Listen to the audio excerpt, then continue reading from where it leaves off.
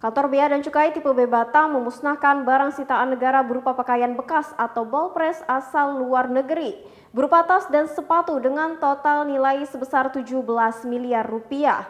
Barang bekas seberat 122 ton yang dimusnahkan tersebut merupakan hasil penindakan sejak tahun 2018 hingga tahun 2023. Pemusnahan barang bekas atau ballpress asal luar negeri ini berlokasi di Desa Air Kargo, Kabil, Kota Batam. Ada sebanyak 5.853 koli barang bekas dengan bobot berat 122 ton yang berisi pakaian bekas, sepatu, dan tas asal luar negeri dimusnahkan dengan cara dihancurkan menggunakan alat pres. Perkiraan nilai barang hasil tangkapan Bea Cukai Batam ini terbilang fantastis, yakni mencapai 17 miliar rupiah. Menurut Dirjen Bea dan Cukai Askolani, modus yang digunakan para pelaku penyelundupan barang bekas di Batam ini yaitu dengan cara menggunakan kontainer. Ada juga dilakukan dengan cara memasukkan ke dalam koper yang seolah-olah barang milik penumpang kapal feri yang sedang wisata.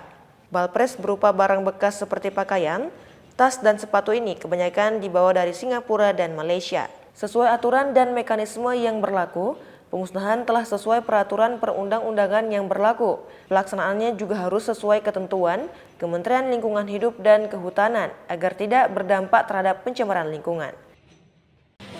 Ya, alhamdulillah tadi kami sampaikan dengan teman-teman dari Polda, dari Kejaksaan, dari Kemdak dan juga dari Kemkop bahwa dalam periode 2018-2022 kita sudah melakukan penindakan barang-barang ballpress dan juga sepatu bekas yang jumlahnya lebih dari 5 ton yang kemudian ini tentunya nilainya bisa mencapai 17 miliar dan hari ini kita musnahkan sesuai dengan mekanisme setelah melakukan proses daripada penyidikan kemudian juga pengadilan yang memang menjadi barang milik negara kemudian kita musnahkan setelah disetujui oleh Ditjen Kekayaan Negara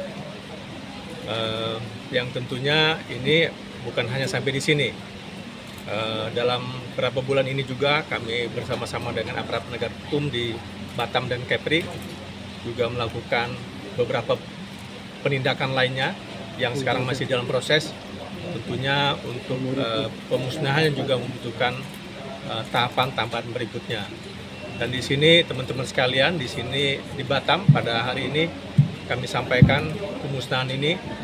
Minggu lalu kita dengan Mendak, dengan Menkop, dengan Bareskrim, dengan Kejaksaan juga melakukan pemusnahan di Cikarang yang jumlahnya sangat banyak dan ini tentunya tidak berhenti di sini. Langkah ini sudah dilakukan sejak beberapa tahun yang lalu dan kemudian akan terus kita tingkatkan sejalan dengan arahan dari Presiden dan peraturan dari Menteri Perdagangan mengenai larangan daripada importasi barang-barang ilegal. Tentunya ini juga sejalan dengan langkah pencegahan yang bisa dilakukan oleh Kemdak dan juga Kemkop untuk mengalihkan supaya kegiatan perdagangan barang ini menggunakan barang-barang UMKM yang ada di Indonesia. Itu akan sangat membantu daripada pemulihan ekonomi kita dan juga penyerapan tenaga kerja dan juga tentunya nilai tambah lebih dibandingkan memperdagangkan barang-barang ilegal berikut ini yang bukan hanya dari sisi ekonomi tapi juga kita tahu mengganggu kesehatan. Kita tidak tahu potensi penyakitnya, kumannya yang tentunya kenapa ini dari pemerintah tegas melarang pemasukan barang-barang ini. Dalam pelaksanaan pemusnahannya pada hari Senin 3 April 2023 langsung disaksikan oleh para stakeholder dan Forkopimda wilayah Provinsi Kepulauan Riau. Pelaksanaan pemusnahan juga bekerja sama dengan perusahaan yang bergerak di bidang pengolahan limbah secara profesional dan memiliki peralatan yang memadai supaya tidak berdampak kepada lingkungan hidup. Wina TV Kepri dari Kota Batam mengabarkan.